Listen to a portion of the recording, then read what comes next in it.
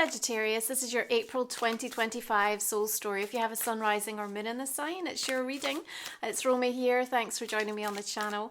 We're going to open up for you this month with the Ace of Staffs. Now, all of the fire energy through the course of April is speaking your language. It's a really healing month, but there are still moments of friction that you're going to be dealing with. But what's really clear is that the new energy that's arriving with the beginning of this astrological year is helping you to feel empowered and ready to take the necessary next steps. I want you to give yourself permission to walk this new path. Your confidence rises as soon as you take the action. And the new idea or the spark or the passion that gets reignited, remember you're in 5th house energy through Aries season, is going to be something that is very welcomed by you, but also helps to give you a little bit more clarity, where perhaps through the course of March, with some of the more tumultuous energy that you've dealt with, felt like it was not in doubt, but there was definitely a lot more confusion and maybe some uncertainty. Now, on the 3rd, we're going to have Venus conjunct the North Node, and it's a fated moment. I wouldn't be surprised if what you lean into, what you feel viscerally on that day has a marked effect on your overall experience for the month ahead. The 4th and the 6th are bringing in some positive astrological conversations, and it feels like you're just ready. You're ready to have the chat. You're ready to take the step. And, that's fueled further by Mercury stationing direct on the 7th. I feel that first week of April is really important because it is about sort of setting you up. Now, you are fired up. You might feel a little bit wired, and so temperance comes in as a reminder to just try not be spinning out too much. There may be an urgency or a restlessness to want to get moving and going. There's this feeling that everything is changing here. But, your eyes are wide open this time, and I think that is very important. So especially if you are revisiting, because there's definitely an energy of kind of second chances, moving through the month of April, because so many signs are returning back into energies previously. Now, temperance gives you this sensation of almost like in the in-between. You're in that sort of middle ground a little bit. That can be somewhat disconcerting, but because we've got that ace and I see you just grabbing this opportunity, I think there can be a degree of patience without passivity. It's just like that there's going to be a timing for certain things to have to unfold, but don't let the frustration get in your way, okay? There's definitely a degree of truth that is clearing the air, and the lessons learnt, of which there I'm sure are many, does bring a steadiness. It brings a focus and this sort of mindful kind of determination that this time you get it, this time you're doing it, and this time it will be right. Now, the full moon in Libra arriving on the 12th also sees Venus stationing direct. Now, there is an aspect with Chiron, the wounded healer.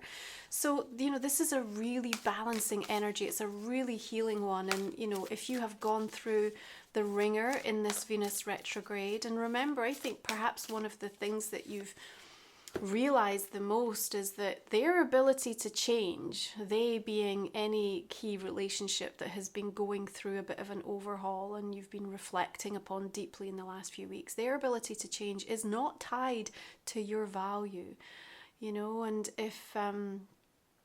if you find yourself sort of in that place where you're like, if they loved me enough, if they respected me, if they valued me, then, you're doing yourself a disservice. You don't want to play that game. And I think there has been, a kind of acknowledgement and acceptance that you're no longer going to pursue what doesn't want to be pursued. But also there's this kind of stepping back where you want to go where you're seen and respected. But there's also this realization of giving yourself the validation that you need. Now, the Hermit tells me that wisdom, has come from a period of introspection. Perhaps there's been some separation, some distance, some challenges to be able to connect, with both Mercury and Venus and the eclipse energies. That was definitely a challenging period. You may still be feeling it. You've still got Juno, asteroid goddess, of 7th house, marriage, partnerships, agreements, retrograde in your sign. in your sign until the 14th before it stations retrograde in Scorpio. Then it's going to move into your sign on the 10th of April. So a little bit of a heads up that the renegotiation is underway and it's still going to continue over the next few weeks. Now, I think at that full moon, there's also an important sign that you get, and that sign does seem to me to bring about some peace of mind, but it is also asking something of you. And again, I feel like you knew this was coming. It was sort of in the mail. Maybe it's the universe sort of almost indicating what the path forward looks like. It may even translate as somebody physically asking for something. And remember, this is a full moon, so it's about what you're releasing, what's coming to light, but also about what you're releasing. And in that Libran energy, we want to bring back a degree of harmony and balance to what is preventing you, I think, from, feeling like you can progress and enjoy and embrace the things that are important to you, that matter to you. And sometimes where we've maybe got a resistant energy with somebody, there's some sort of block going on.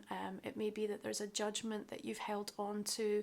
There's some toxicity, and there's a real invitation from the universe at this point to say, can you find some closure in this for yourself, right? Because what it's taking from you, how much it's draining you.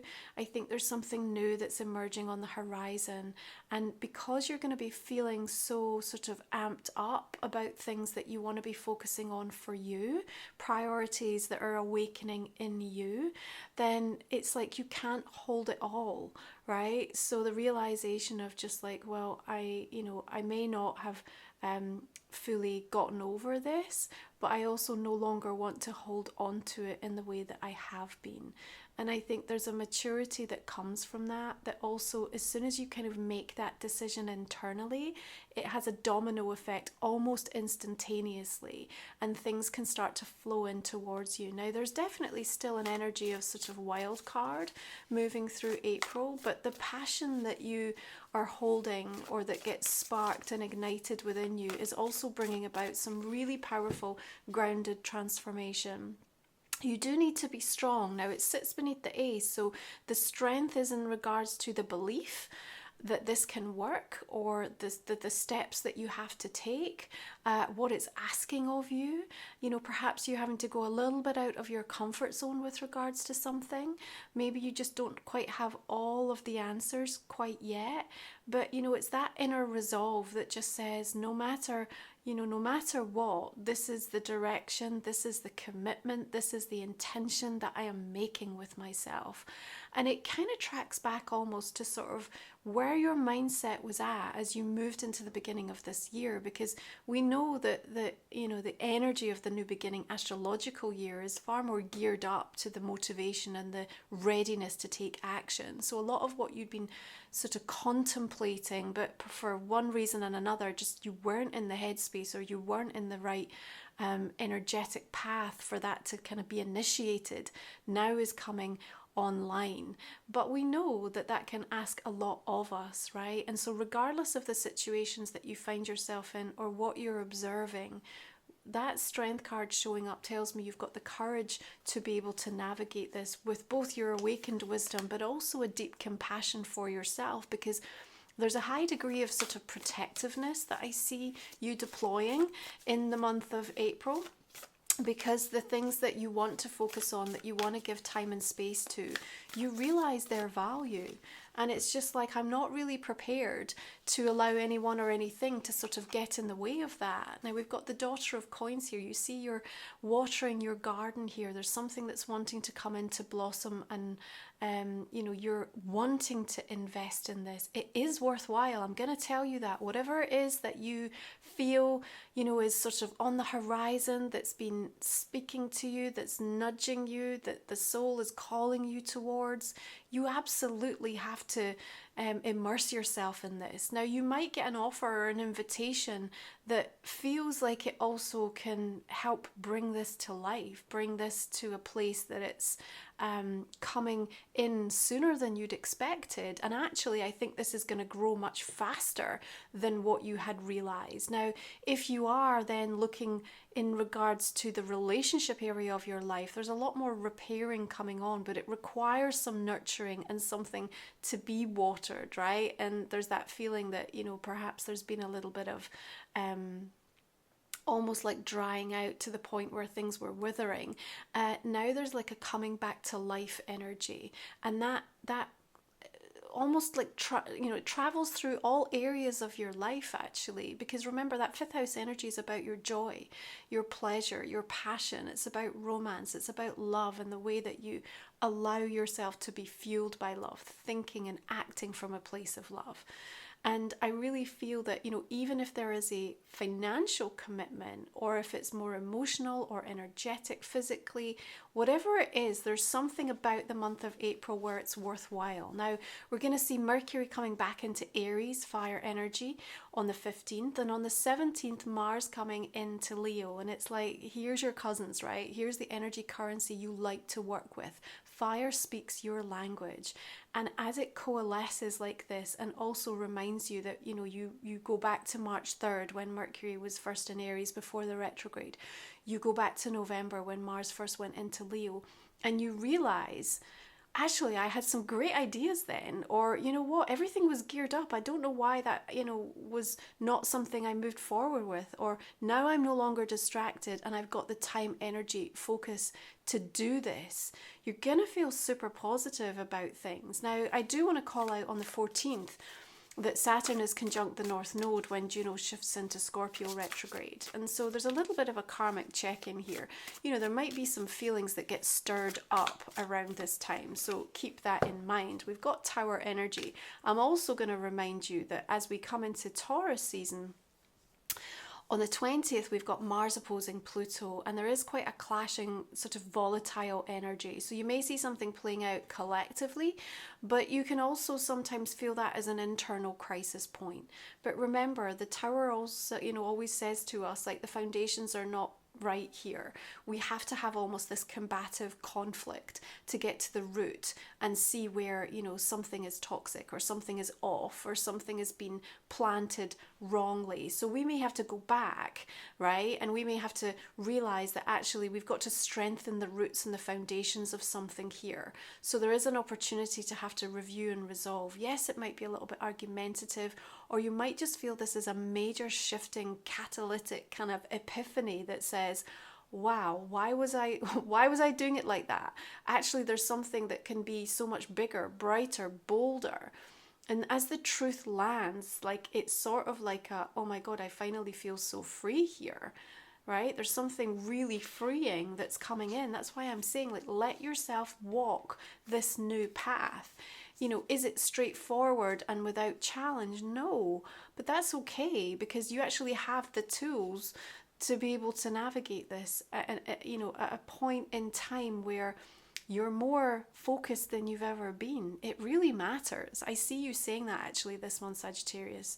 Whatever the choices are that you're being presented with, and the things that you're really thinking about, the things that are constantly on your mind, like 24/7 in the month of April, they matter, right? And whatever it is you're about to do and how you're about to respond, if it's coming from the new evolved version of you, which I believe that it will, then you're about to shake things up in a super significant way. And as you approach the new moon in Taurus, which is going to arrive on the 27th, there's your transformational energy.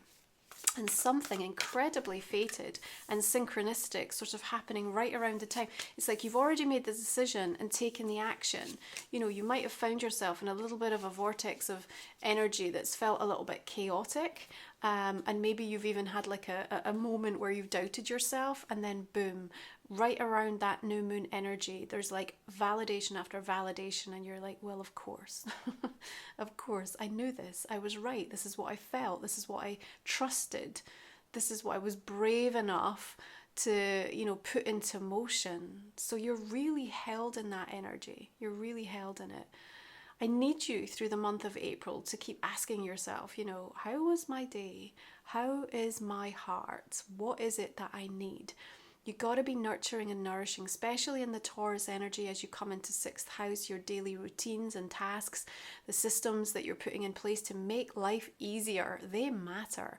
And you're going to want to do that because as you embark on something life-changing, game-changing, and you know, things continue to get stirred up around you, when you've got some of that consistency and foundational framework that just holds you and gives you a little bit of a breathing space, gives you some oxygen for whatever it is that needs to take your attention, you're going to be super thankful for that. Absolutely. Now, Venus comes back into Aries on the 30th, and again, the second chance energy. So you're going to sort of pick up where you left off, particularly in regards to relationships. Big reviews going on in terms of your value. And remember last month I said 8 years ago, the choices, the decisions, you've gone through a little bit of a turmoil through the month of March. Now April, the air is clear. You may not be where you want to be yet, but that Ace of Staffs is calling you and you know exactly what the next step has to be at this moment in time. New opportunity coming in for you, right? It might shake up your world and everyone else's world, but is that a reason not to do it? So maybe you have to sit with that dilemma for a little bit of a time. But honestly, I think the energy to go, even with the friction, is too compelling in April, right? So if you're new to the channel, the last 3 cards we're going to look at in the extended reading, you can find the link below. Talk for another 25 minutes and look at a relationship and a personal card for you in that reading, so I hope you'll join me. I'm just going to clarify these main cards and see the direction we're going to take that in. 4 of Pentacles, 4 of Wands, nice stabilizing energy with that Ace for you. Okay, 3 of Swords, and we've got the 9 of Pentacles. So please check out my site, romywiser.com. If you're after a personal reading with me, you'll see the services on offer. You'll also find my Oracle deck, my new journal, and my book. These are all sacred titles to support you on your journey, as well as my membership and all the other sacred products, reports, and things that I offer available. So the link is below. Okay, what about this Tower energy? Judgment, Hanged Man. I'm going to pull one more for that. 3 powerful majors. Oh, 4 majors. Okay, that's going to be a moment, isn't it? All right, now all of the cards that I use are always listed below as well. Okay, if you are interested. Now, let's have a look. Life Soul Vision. What do we have for Sagittarius for April? Solstice. Soul Star energy sits above your crown chakra. Cosmic Rebellion. We've got Spirit Stag, Heavenly Timing. We've got the Spirit Owl. And what about this one? Root energy, built from love. Okay. Right, we're going to pull a couple more oracles for you for April, Sagittarius. So what do we have here? Butterfly, Twin Jet, Change. Okay, and then we're going to look at an animal spirit card. So for April,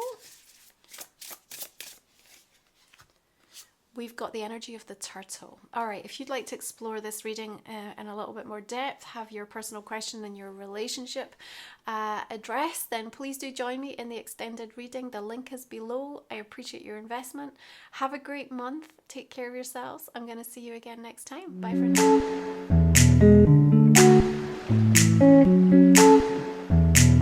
now.